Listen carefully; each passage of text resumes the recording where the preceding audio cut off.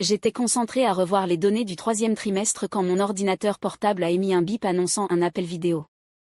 Wexler Home clignotait à l'écran comme un signal d'alerte. J'ai hésité, puis j'ai cliqué sur accepter. Le visage de ma mère a rempli l'écran, littéralement rayonnant. Léona, ma chérie, nous avons une merveilleuse nouvelle, a-t-elle chantonné. Cette voix, ce ton. Cela voulait toujours dire que j'allais perdre quelque chose. Je me suis reculée sur ma chaise, tapotant mon stylo contre le bureau. Qu'est-ce qui se passe? Papa est apparu à côté d'elle, souriant comme un homme qui vient de gagner au loto. Tu sais à quel point Brun était stressé à propos du mariage? Tout est réglé maintenant. Oh, ai-je dit prudemment.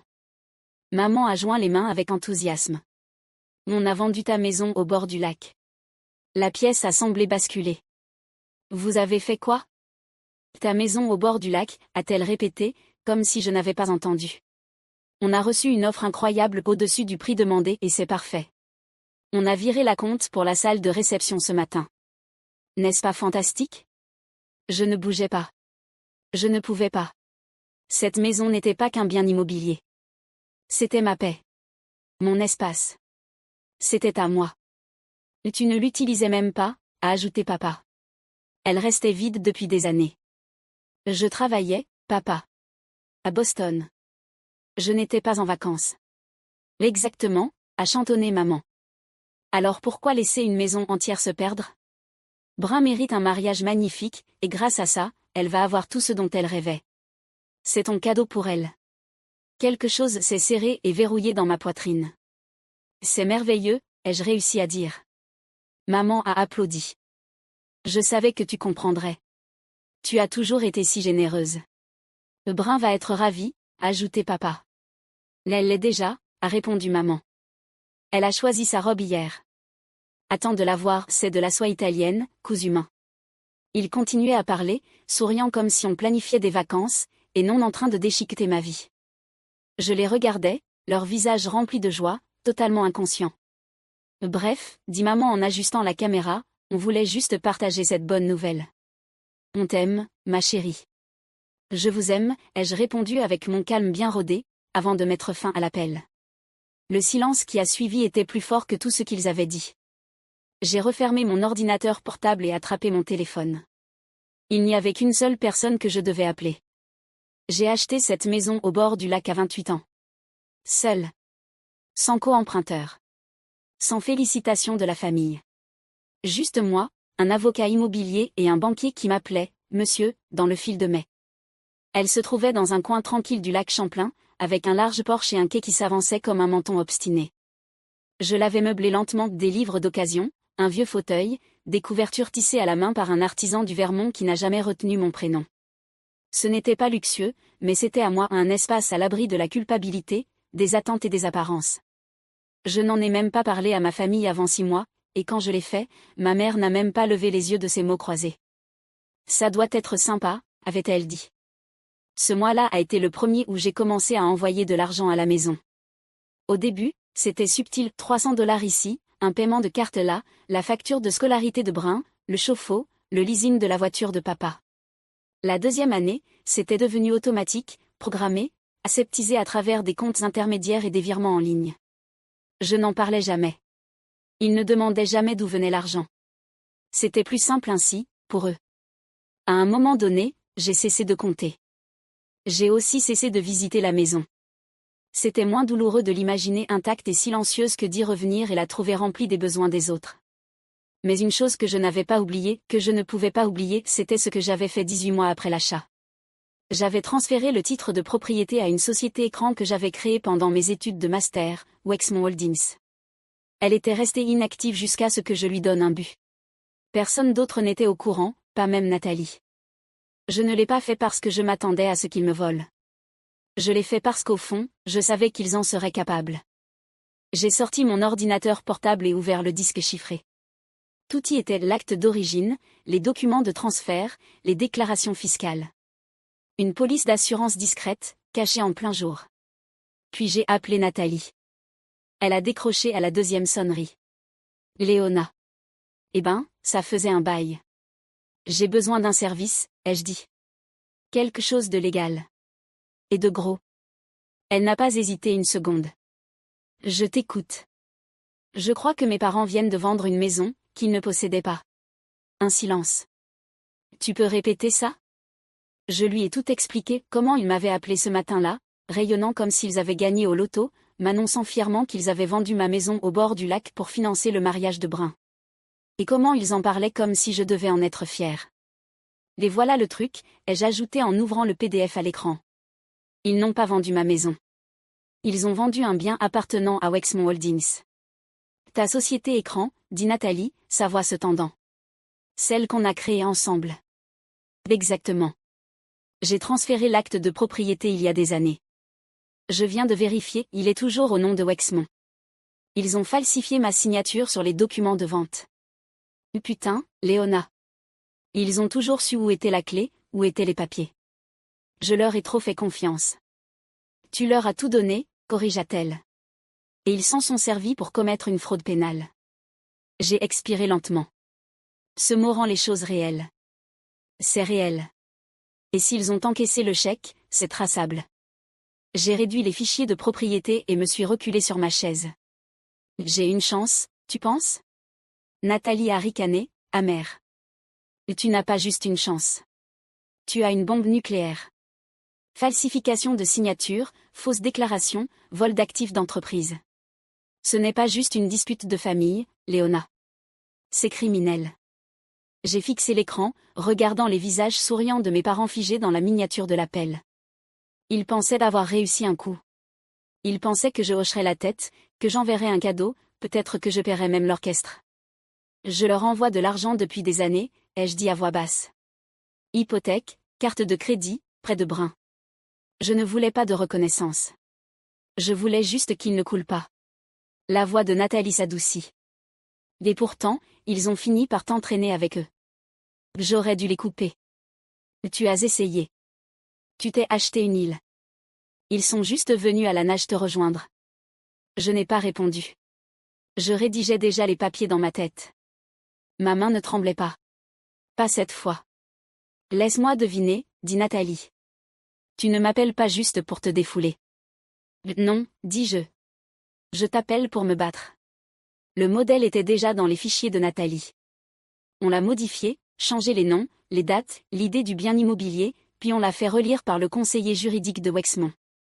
Moins de 48 heures plus tard, un avis de saisie était prêt, notarié et envoyé en courrier recommandé à la porte de mes parents. Pas de menace. Pas d'explication. Juste les faits, la vente n'était pas autorisée. L'acheteur avait été trompé. Tous les fonds étaient gelés en attente d'une enquête judiciaire. Wexmont Holdings faisait valoir ses droits. Je n'ai pas crié. Je n'ai pas supplié. Je n'ai même pas rappelé. À la place, j'ai ouvert notre ancien groupe familial, celui que j'avais mis en sourdine depuis plus d'un an, et j'ai envoyé un seul message. Vérifiez votre courrier. C'était tout. Ensuite, j'ai fermé l'application, refermé mon ordinateur portable et préparé du thé. J'ai attendu dans le calme de mon appartement, le seul bruit étant le tintement de la cuillère contre la porcelaine. Le silence était tranchant, mais pas vide. Il voulait que je sois discrète, obéissante, la silhouette de fond qui paie les factures. Alors je leur ai donné ce qu'ils voulaient, un silence qu'ils ne sauraient pas gérer. Le matin venu, 3 messages clignotaient sur mon écran. De maman. Chérie, il s'est passé quelque chose? Le facteur a déposé un courrier étrange. De papa. Il faut qu'on parle, Léona. Et de Brun. C'est à cause de ta stupide maison, n'est-ce pas? Je n'ai pas répondu. Je les ai tous transférés à Nathalie. Elle a répondu 2 minutes plus tard. Il panique. Parfait. J'ai posé mon téléphone face contre la table et regardé la ligne d'horizon grise de Boston. Je n'avais pas encore gagné, mais quelque chose avait changé. Pour une fois, je n'étais pas celle qui attendait d'être pardonnée. Je n'étais pas celle qui nettoyait les dégâts des autres. Cette fois, c'était à eux de sentir ce que c'est que de se retrouver pris dans une tempête invisible. Le premier email de Destiny est arrivé à 6h42. Objet, problème de paiement urgent mariage Gilmore. Elle était polie au début, presque désolée. Bonjour Léona, je fais un suivi concernant plusieurs paiements refusés pour l'événement à venir. Le lieu demande une confirmation immédiate, et le fleuriste réclame un nouvel acompte. Quelqu'un de votre famille pourrait-il m'appeler? Je n'ai pas répondu. À midi, 5 autres emails avaient suivi. Le ton avait changé. Le désespoir transparaissait dans chaque ligne. Le groupe demande un paiement en espèces à l'avance. Le Grand Vista dit qu'il libérera la date si personne ne répond sous 48 heures. Merci de me tenir informé rapidement. J'ai fait une capture d'écran de chaque message et les ai transférés à Nathalie. Elle a répondu avec un simple signe pouce vers le haut. Pendant ce temps, Brun postait des selfies de futurs mariés comme si tout allait bien. Son Instagram était un compte à rebours pastel vers le mariage, peignoir en dentelle, mains manucurées, coupe de champagne sur orteils pédicurés. Les derniers essayages avant le grand jour. Trop hâte d'épouser mon prince de cœur #béni #radieuse. Les commentaires étaient remplis d'émojis cœur et de « Gaulle ». Aucun de ses abonnés ne savait que l'échec était refusé ni que le quatuor à cordes n'avait pas confirmé. L'illusion tenait encore, mais je voyais déjà les fissures. Ce soir-là, j'ai ouvert une bouteille de vin et lu le dernier message de Destiny. Celui-là était marqué. Urge réponse requise. Bonjour Léona, j'ai reçu des avertissements de cette prestataire concernant des annulations imminentes. J'ai essayé de contacter vos parents, sans succès. J'ai besoin de savoir ce qu'il se passe. Je vous en prie, mon nom figure sur certains de ces contrats. Ma réputation est en jeu. Je n'ai toujours rien dit. Ils avaient bâti cette fantaisie avec de l'argent qui ne leur appartenait pas, sur une maison qui n'était pas à eux, et sur l'idée que je resterais silencieuse à jamais. Mais le silence ne veut pas dire soumission. J'ai rempli un autre verre et ouvert le fichier que Nathalie m'avait envoyé, les papiers officiels de l'injonction, prêts à être déposés le lendemain. Ce n'était plus un avertissement. C'était le début de l'effondrement. À 9h15, Nathalie avait déposé l'injonction. Le greffier a confirmé la réception.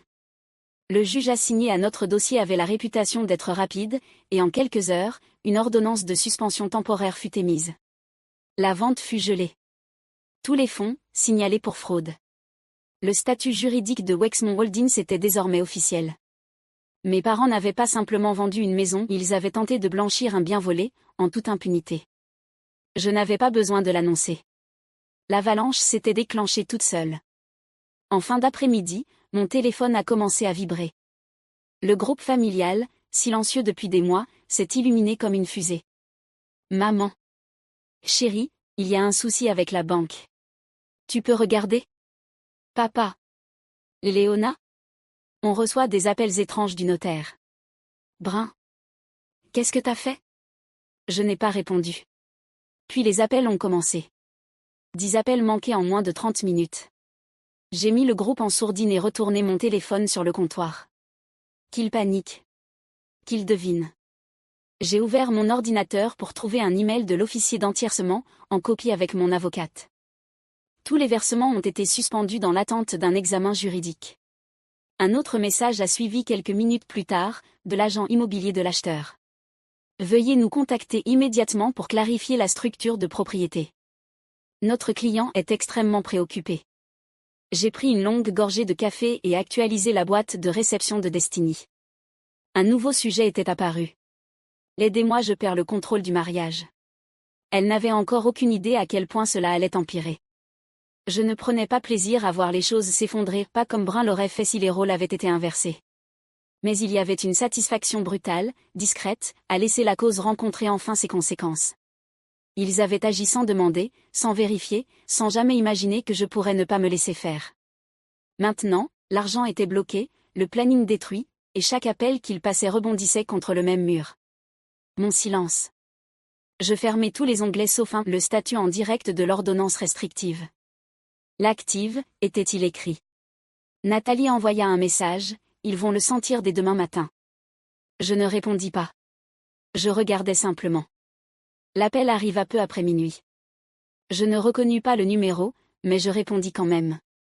Une partie de moi voulait entendre jusqu'où ils étaient tombés. Léona. La voix de ma mère était presque méconnaissable. Chérie, s'il te plaît, ne raccroche pas. Je ne dis rien. La voix de mon père suivit, fragile, mais tentant encore de paraître calme. On a juste besoin de parler.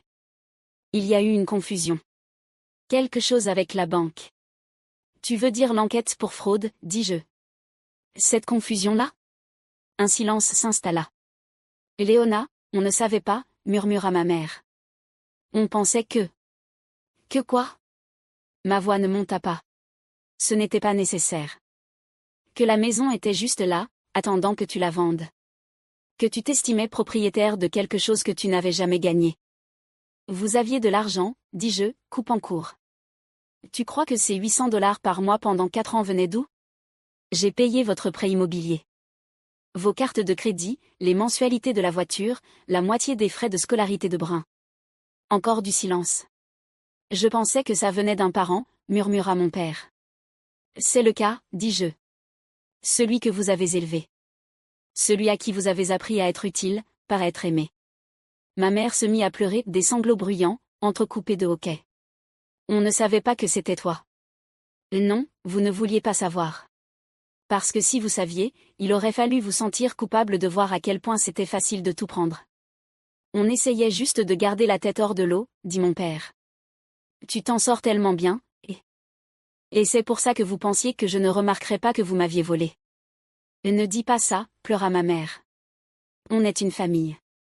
Non, dis-je doucement. Vous n'avez pas élevé une fille. Vous avez élevé un filet de sécurité. Il n'y eut pas de cri de l'autre côté. Plus d'excuses à offrir. J'étais votre ange gardien, dis-je. Et vous lui avez volé. Je raccrochai non pas par colère, mais parce qu'il n'y avait plus rien à dire. Mon téléphone se ralluma quelques secondes plus tard.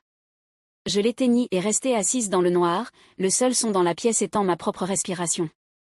Ils n'appelaient pas pour arranger les choses. Ils appelaient parce qu'ils venaient enfin de réaliser ce que cela signifiait de me perdre. Le titre tomba dans les actualités locales 2 jours avant l'audience. La famille de la mariée accusée de fraude immobilière pour financer un mariage à 120 000 $. Je ne l'ai pas divulgué, mais je ne l'ai pas empêché non plus. Destiny, la planificatrice, fit une déclaration à la presse en larmes, furieuse. Elle dit qu'elle avait été trompée, qu'elle se retrouvait avec des milliers de pertes auprès des prestataires et une réputation ruinée. Les commentaires étaient brutaux. La sympathie n'allait pas à Brun. Au tribunal, le procureur présenta toutes les signatures falsifiées, la vente illégale, la trace financière remontant à Wexmont Holdings. On m'appela à la barre en premier. Je parlais avec calme. Sans larmes, sans vengeance, seulement des chiffres, des dates et des reçus. Mes parents étaient assis à la table de la défense, raides et pâles. Leur avocat ne dit pas grand-chose. Il n'y avait pas grand-chose à dire. Puis Brun monta à la barre. Elle ne tint pas 3 minutes avant de perdre le contrôle. Elle est jalouse, cria-t-elle en me pointant du doigt. Elle a toujours été jalouse. Elle ne supportait pas que ce soit enfin mon tour d'être heureuse. Mademoiselle Wexler, avertit le juge. Elle ne veut pas de famille. Elle veut juste tout détruire. La sécurité bougeait déjà avant que le juge ne donne l'ordre. Ils l'escortèrent dehors alors qu'elle renversait sa chaise. La salle redevint silencieuse. Le juge se tourna vers mes parents. Monsieur et Madame Wexler, vous n'avez pas seulement enfreint la loi. Vous avez trahi la confiance. Vous n'avez pas demandé. Vous n'avez pas prévenu. Vous avez falsifié la signature de votre fille et traité sa propriété comme un distributeur familial. Les lèvres de maman tremblaient. Papa fixait simplement le sol. Quand vous avez falsifié sa signature, dit le juge froidement, vous avez perdu le droit de vous appeler sa famille. Le marteau s'abattit. Des accusations furent déposées. La sentence suivrait. Dehors, les caméras attendaient.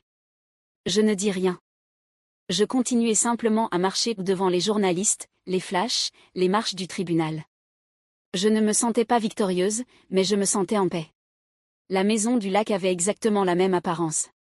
Les mêmes volets blancs écaillés, la même marche grinçante du porche, les mêmes carillons que ma mère avait achetés un jour sur le bord de la route et oubliés le lendemain. Mais elles ne me semblaient plus miennes. Je parcourus chaque pièce lentement. Les meubles étaient exactement comme je les avais laissés, intacts, intouchés. Mais quelque chose dans l'air avait changé. Ça sentait les souvenirs, pas le foyer. Chaque recoin contenait un fantôme de quelque chose qui m'avait autrefois réconforté.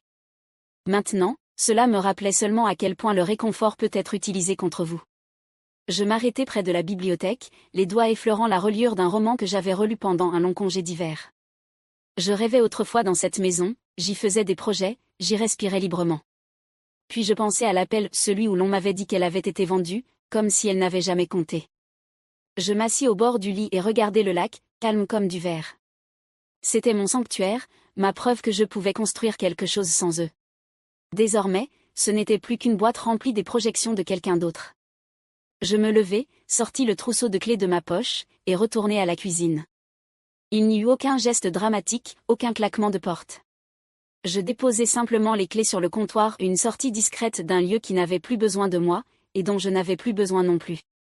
Je refermai la porte derrière moi et ne me retournai pas. De retour à Boston, je m'assis par terre dans mon appartement et ouvris mes contacts. Un par un, je les supprimai. Maman, papa, Brun, tous les cousins qui m'avaient envoyé des messages culpabilisants sur l'importance de garder la famille unie. Ça ne faisait pas mal. C'était comme faire le ménage. Puis j'ouvris un nouveau compte dans une petite coopérative de crédit inaccessible à quiconque de mon passé. Aucune procuration partagée, aucun virement automatique. Rien qu'à moi. Quand l'appel est arrivé, j'ai presque laissé aller sur la messagerie. Mais j'ai décroché. Ici le détective Rowe, dit la voix. Je pensais que vous voudriez savoir, votre affaire en a déclenché d'autres. 3 autres adultes ont signalé des abus financiers depuis votre audience. Ils ont vu votre histoire. Pendant un moment, je ne répondis pas. Puis je dis, bien. Parfois, il faut qu'une seule personne accepte de tout faire brûler pour que ça change. Je n'ai pas mis le feu, dis-je. C'est eux. J'ai simplement cessé de les protéger de la fumée. Il fit une pause, me remercia, puis raccrocha. Je fixai l'écran encore un instant, puis l'éteignis. Cette nuit-là, je fis un petit sac. Je ne dis à personne où j'allais. Personne n'avait besoin de savoir. La seule destination qui comptait, c'était un endroit où ils ne pourraient pas me suivre. Au lever du soleil, je montai dans un train en direction du nord. Je n'avais pas d'adresse, juste une idée. Les arbres défilaient flous par la fenêtre, et pour la première fois depuis des années, je ne calculais pas les besoins de quelqu'un d'autre. Je ne vérifiais pas mon solde pour couvrir les erreurs de quelqu'un d'autre. Le téléphone posé sur mes genoux ne vibra pas une seule fois. Personne ne savait où j'étais. Personne n'attendait rien de moi. Et pour la première fois de ma vie, ce silence ne ressemblait pas à de l'exil. Il ressemblait à de la liberté.